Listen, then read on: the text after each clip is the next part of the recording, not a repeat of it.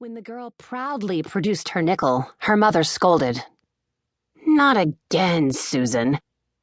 But she only tisked as her daughter flipped the coin in the air. The young man couldn't help but grin at the scene.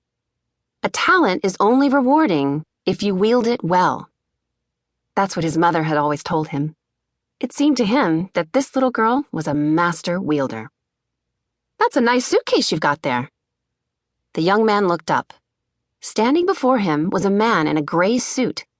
He might have been 40, he might have been older, and he was, quite easily, the largest man in the bus station, his enormous frame threatening even the brick support posts for sturdiest structure.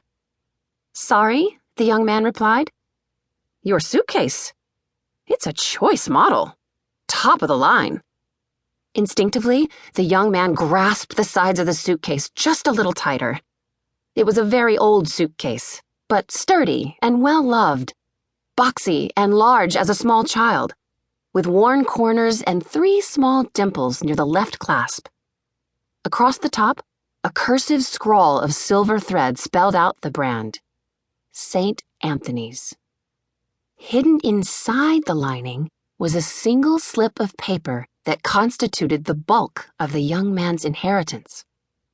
The young man cleared his throat. "He's just a friendly traveler," he told himself, "making conversation." "Thanks," he replied. It was my mother's. The words had slipped out without his meaning them to.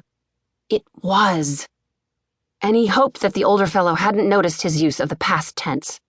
The last thing the young man wanted to talk about was his mother. But the large man in the gray suit merely grinned a sideways sort of grin. It was a grin that suggested he knew more about the world than he was letting on. As though to thank him for his silence, the young man offered his hand. "Mason Burgess," he introduced himself. "Pleasure to meet you, Mason," the older fellow replied, leaning down to reach Mason's outstretched hand. The man had a surprisingly firm shake. "Mind if I wait with you?"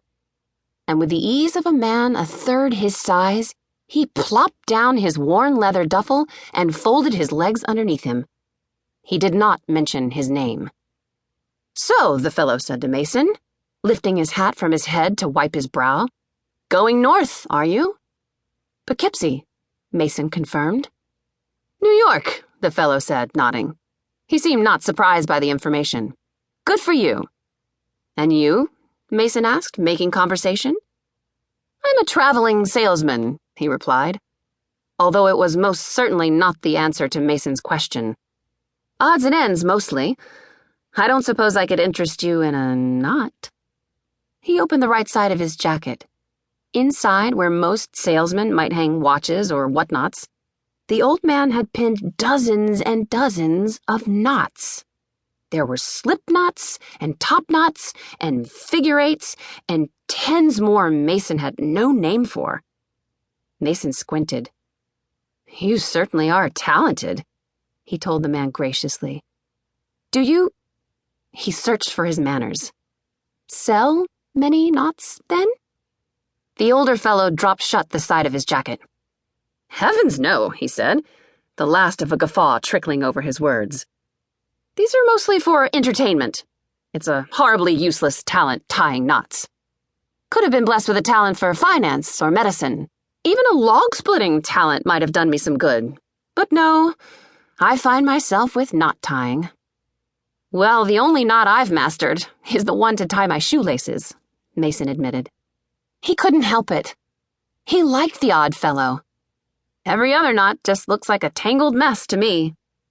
The man in the gray suit thought about that.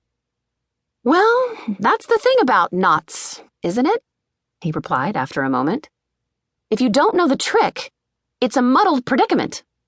But in fact, each loop of every knot is carefully placed, one end twisting right into the other in a way you might not have expected. I find them rather beautiful, really." Mason had nothing more to say on the subject, so he changed course. "It must be an interesting job, traveling salesman," he said. "Seeing the world." "It isn't bad at that," the man told him. "I'm saving up for a hot air balloon." Faster travel and the views